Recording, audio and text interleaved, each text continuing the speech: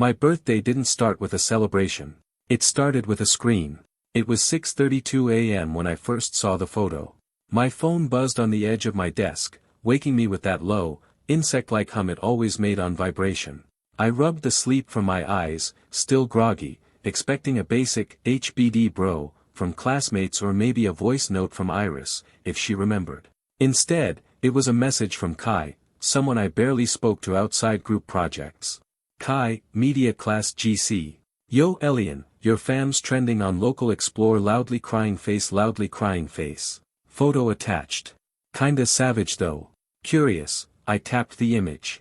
It was a picture of my family, my mom, dad, and little sister, posing in front of the new Japanese fusion place downtown. Everyone looked like they were mid-laugh, lit by fairy lights strung across bamboo panels. My mom's hand was lifted like she'd just finished a toast.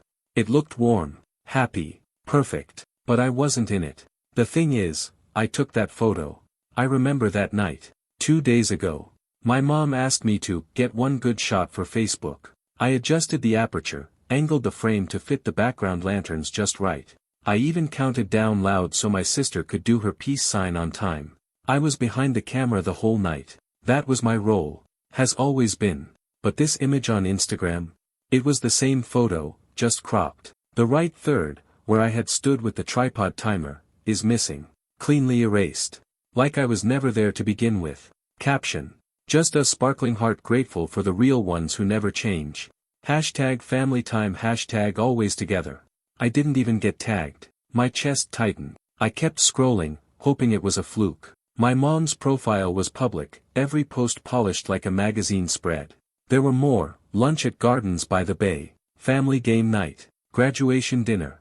One by one, I realized, this wasn't new. I'd been in the photos, until I wasn't. Every one I had taken, framed with care, had quietly erased me. A thin pressure started behind my eyes. I blinked hard, but it didn't go away. What's worse was seeing the comments. Aunt Mel, beautiful family. Elian's getting so big, wait, where is he? Ha. Dad's friend Tom, perfect shot. Your son's a pro. Mom, haha Tom yes. He's always behind the scenes 2 hearts. Behind the scenes. That's what I am now. At school, I didn't say much. I kept my hood up in the lab. Iris sat with Leo again, laughing. The same laugh she used to save just for late-night editing sessions with me. I used to think we'd make documentaries together. That we'd tell stories about memory, about what mattered. That she saw me. But if your own family doesn't want you in the picture, why would your best friend? During lunch, I looked around our table. No one noticed I hadn't spoken. No one noticed when I left halfway through my rice bowl. Not even Iris. When I got home that evening, I checked the living room wall. The big family frame still hung there, the one with the beach photo from 3 years ago.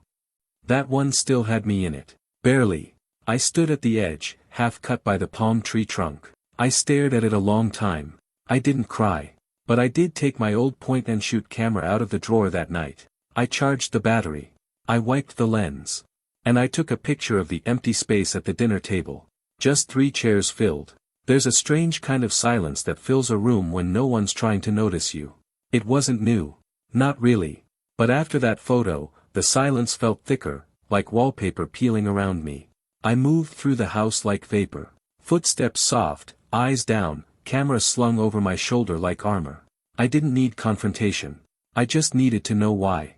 That night, after snapping the photo of the dinner table, I stayed up flipping through old folders on my hard drive. Family trips, school events, holidays. I had organized everything over the years, meticulously. I'd even edited the brightness in most of them. Just like I'd been asked. I clicked through a folder labeled Seoul 2019. My sister's pink jacket, my dad's goofy grin in front of the Gyeongbokgung Palace. Then one photo stopped me. We were at a cafe. A stranger had offered to take a group shot, and we'd all squeezed into frame. My mom had cropped it later for her Facebook cover. I remembered because I'd been the one to resize it. And sure enough, my shoulder was the only part of me left. A small sliver, hidden behind my sister's curls. How do you miss something so obvious for so long? In the morning, I brought it up, casually, or at least I tried. Hey, Mom, I started as she poured soy milk into her mug. About the picture you posted. She didn't look up. Which one? The dinner one. From 2 nights ago. Oh, that? I loved the lighting. You did a great job. She smiled without turning. I waited. I wasn't in it. She blinked, finally meeting my eyes. You were taking the picture, right? I set the timer. I ran into a frame. I stood right next to Jia.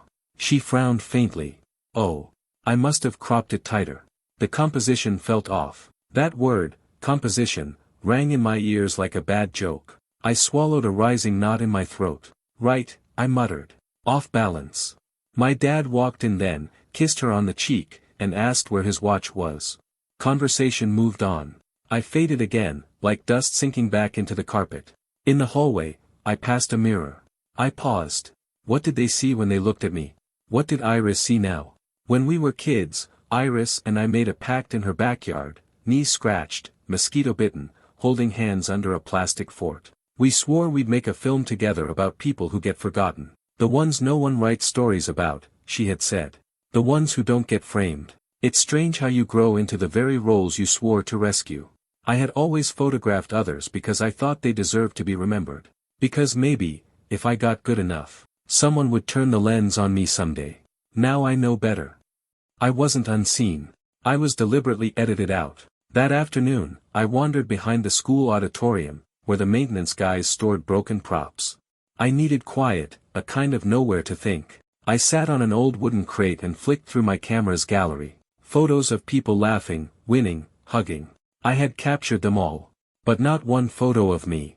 I pulled out a notebook and scribbled a single sentence. When they say I wasn't there, I'll have proof I was. I didn't know what I meant by that yet. But it felt like a beginning. By Tuesday, I stopped checking the family group chat. There was no point. Every message was about my sister's scholarship application, Dad's new work-from-home desk setup, or where to get the best dim sum near Tanglin Mall. Like always, I was CC'd on life but not really needed. At least at school, I could breathe. Or so I thought. Media Studies class had just started, and Mr. Lamb was assigning groups for the annual Visual Truth Project. We'd be producing short visual narratives, 3 minutes max, on anything related to truth in modern memory. Iris and I used to joke that the theme was made for us. But this year, as names were called, I watched her lean into Leo's shoulder, her smile tilted like a secret. He laughed, tossing his dyed fringe out of his eyes like he was in a music video. Group 3, Leo Wu, Iris Cheng, Lin Mei. I froze. Not because she didn't pick me, but because she hadn't even looked my way. Like I was just another desk she'd once used. Mr. Lamb continued reading names. I wasn't called. I waited, the edges of my notebook crumpling beneath my palm. Zhang Elian, Mr. Lamb finally said, checking his clipboard. You'll be working independently this cycle. You indicated solo preference on your form. I looked up. No, I said quietly. I didn't. He blinked. Really? Iris submitted a group form on behalf of your usual team. It had your name crossed out. I assumed you wanted to branch out. Leo turned in his seat, all confidence and fake curiosity. You sure you didn't want to work solo? He asked, raising a brow. Thought you preferred being behind the scenes. A few chuckles echoed in the back row. Iris didn't even flinch. I walked out of class early that day. Told Mr. Lamb I had a stomachache. Maybe I did. Or maybe it was just the weight of 1,000 unspoken things rotting in my gut. I sat outside the auditorium again. My usual haunt now. I opened my notes app and stared at the blank screen. Topic: Memory as a method of erasure. That's what I typed. Not preservation. Not the truth. Not nostalgia. Erasure. If Iris and Leo wanted to use my silence as permission, fine. I'd show them what silence could really say. That night, I dusted off my dad's old DV camcorder from storage. It still worked. Heavy, grainy, honest. I started filming. Empty chairs at home. Hallways where I used to walk with Iris. Screenshots of cropped images from my parents' posts, laid out in sequence. I narrated in fragments. Not like a documentary. More like a confession you whisper into a void hoping someone might hear. The next morning, I passed Iris in the canteen. She was talking to Leo about color grading, her voice animated like it used to be with me. I stepped close enough for her to see me. She did. Our eyes met. For a second, I thought she'd smile. Say something. Anything. Instead, she turned away, laughing at something Leo said. I didn't flinch this time. I walked past them. My camera swung at my side, lens cap off, ready to catch the truth, my truth. It was supposed to be a celebration, for everyone. The Visual Truth Project deadline had passed, and Mr. Lamb was throwing a screening and snacks event in the student lounge. Popcorn machines wheezed in the corner. A Spotify playlist blared through half-broken speakers. People sprawled on beanbags, plates stacked with spring rolls and pastel cakes. I didn't want to go. But I did. Maybe part of me still hoped someone would say, "Hey, Elian, I saw your film. It hit hard." Or maybe I just wanted to watch Iris squirm when my video played. They projected the videos in random order. Mine came third. No voiceover. Just silence and soft ambient piano. A slow scroll through screenshots of cropped family photos, followed by shaky clips of people laughing around dinner tables, with one seat always left empty. Then me, reflected in mirrors, walking through hallways, setting up the camera, adjusting tripods, always just outside the action. The final shot, a still frame of my face, eyes steady, camera in hand, surrounded by laughter I wasn't part of. When the lights came up, the room was unusually quiet. Someone whispered, "Damn." Another voice, that was, intense. I didn't look at anyone. Iris sat near the projector, her hand resting lightly on Leo's knee. She hadn't moved the entire time. Her expression was unreadable. Leo snorted softly. Bit dramatic, no. I ignored him. Took my juice box. Sit back down.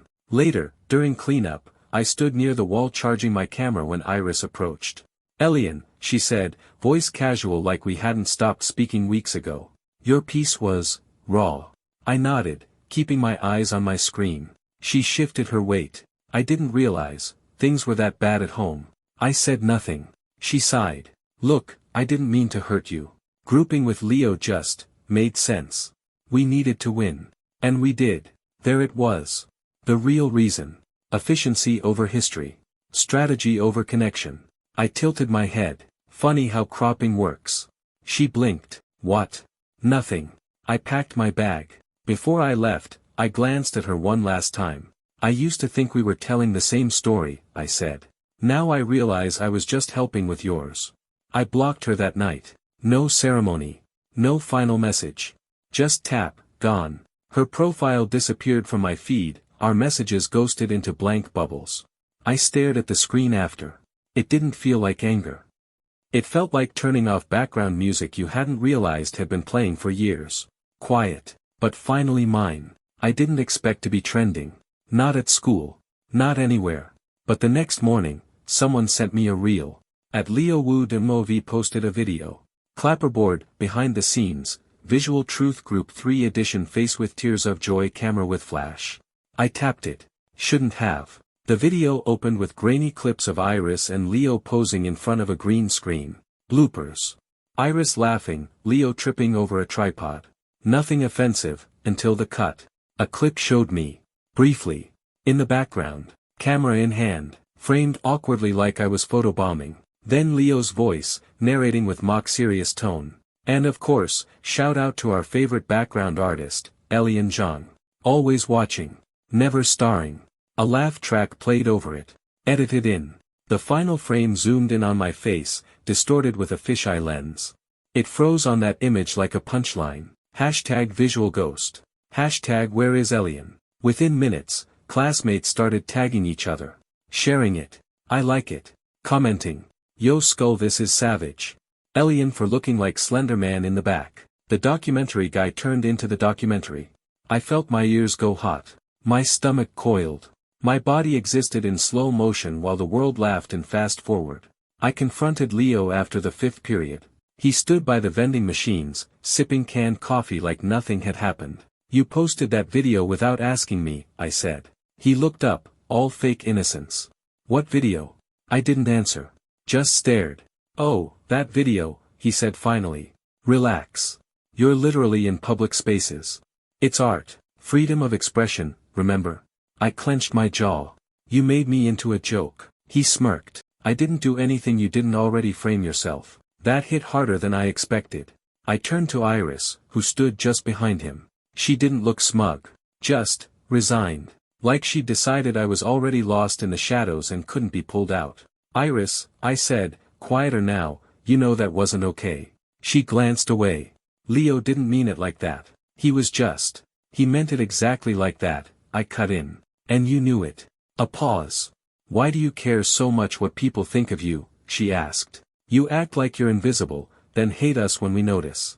That one sank. Because she wasn't wrong, not completely. But she was cruel with it. I walked away. Not because I lost. But because I refused to let them film the next scene. That night, I turned off all my notifications. I deleted Instagram. Then I opened Premiere Pro and dragged their stupid reel into a new project window. And I started slicing it apart, frame by frame. I'd show them what editing could really do. It was 1:43 a.m. The screen lit up with a call from Iris. I stared at it.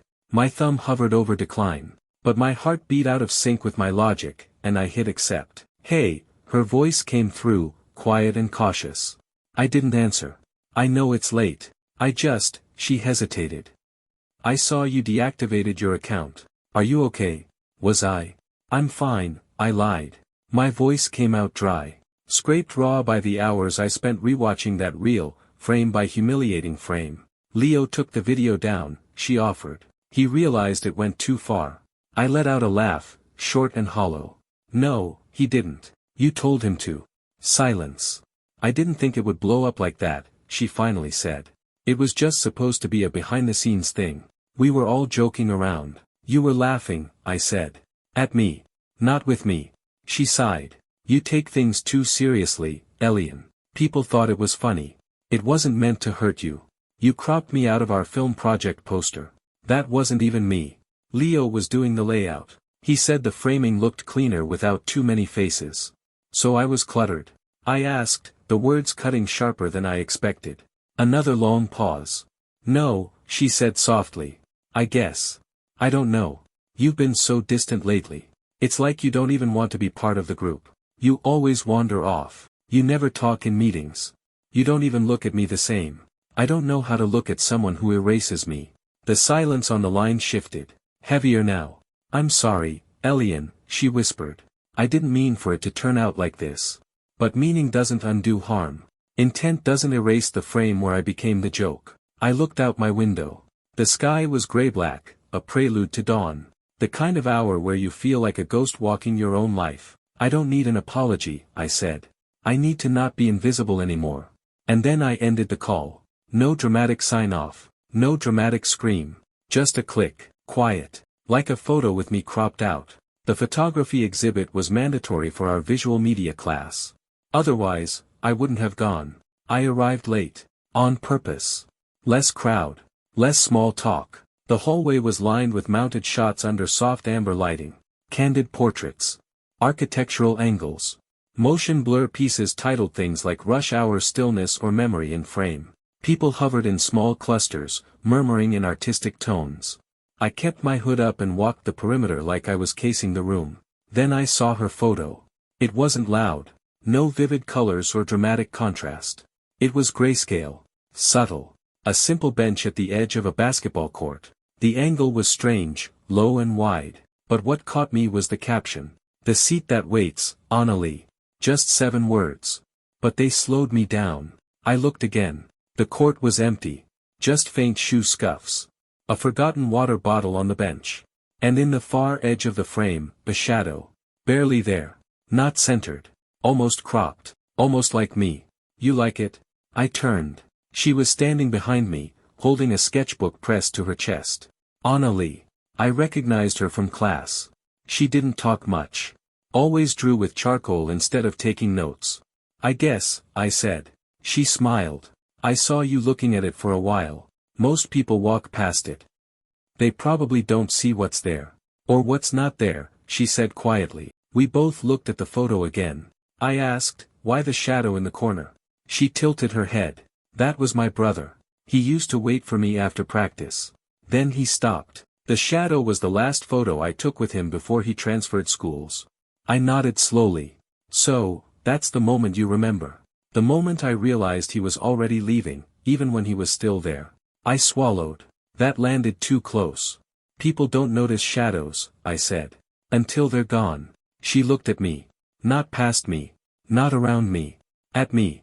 Then she said, you get it. And in that moment, I did something I hadn't done in a long time. I smiled. We talked more.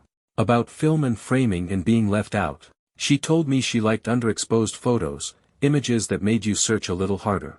I told her I hated how people made invisible things into punchlines. She just said, that's because they've never had to be quiet to be seen. When the exhibit ended, we walked to the exit together. No big declarations. No dramatic music cue. Just quiet steps in sync. And for the first time in weeks, I didn't feel like a background character.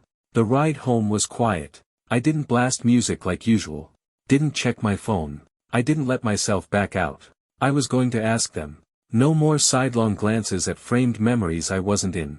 No more pretending I didn't notice.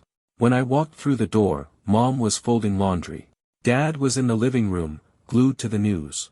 The house smelled like lemon polish and leftover rice. Normal. Perfect. Choking. Can we talk? I asked, voice tighter than I meant it to be. They looked up. Mom smiled. Of course. What's wrong? That word. Wrong. Like the burden lived in me, not in the pieces of me they trimmed away. I pulled out my phone. Opened the family Instagram page. Scrolled to the latest post. Christmas morning. Matching pajamas. Twinkling tree. Where am I? I asked, holding out the screen. They glanced. Exchanged that look, the kind parents use when they're calculating how honest to be. You were there, of course, Mom said gently. But the photo was blurry on your side. We just used the best version. Dad added, it wasn't personal. I scrolled again. Easter brunch. Vacation at the lake. Dad's birthday dinner. Was none of it personal? I asked. Or was I just not photogenic enough to be your child in public? Mom set down the towel. Elian, don't be dramatic. I laughed. Ugly. Sharp. Do you know what it's like to be edited out of your own family? Now the mask slipped. Dad stood up, defensive. You always act like we're against you, he snapped. You never want to take photos, you sulk in the back. Because you never ask. You just take the picture. Post it. And I disappear. The silence after that was the loudest it had ever been. Then Mom said quietly, we thought we were doing you a favor. A favor? My voice cracked. You always seemed uncomfortable. Like you didn't want attention. We didn't want to push. You never asked me, I said. You assumed. You cropped. You're erased. Dad sat back down. I didn't realize it mattered so much, he admitted. It does, I whispered. Because when I scroll through our memories, I'm a ghost. That night, Mom knocked on my door. She held an old photo album. The kind with actual pages. No filters. No captions. You're in all of these, she said. Before we stopped printing them. I flipped through. There I was. Gap-toothed, grinning, crying, awkward, alive, uncropped. She touched my shoulder. We'll do better. And I believed her. A little. The sky was golden, that soft, late afternoon warmth that makes everything feel like it matters. Anna stood beside me, camera slung around her neck. She wasn't directing. She wasn't adjusting a lens. She was just, there. Present. Real. Are you ready? She asked. I hesitated, fingers tightening around the folded tripod in my hands. I've never liked photos of myself, I said. She smiled. That's because you've never taken one on your own terms. We were in the community park. Not fancy, but open. Honest. No filters. No planned angles. Just me and the wind and the truth. I set up the tripod. Balanced the camera. Took a step back. And paused. This was it. My moment. Not someone else's version of me. Not an afterthought. Not an accessory to someone else's narrative. Mine. I pressed the timer. Stepped into the frame. And looked into the lens. Click. There was no one behind the camera. No one curates what part of me deserved to be remembered. Just me. And somehow, it felt like a beginning. Later that evening, Anna helped me upload the photo. I didn't edit it. I didn't touch up the lighting or blur the awkward shadows on my face. I didn't ask myself whether my smile was crooked or if I looked too intense.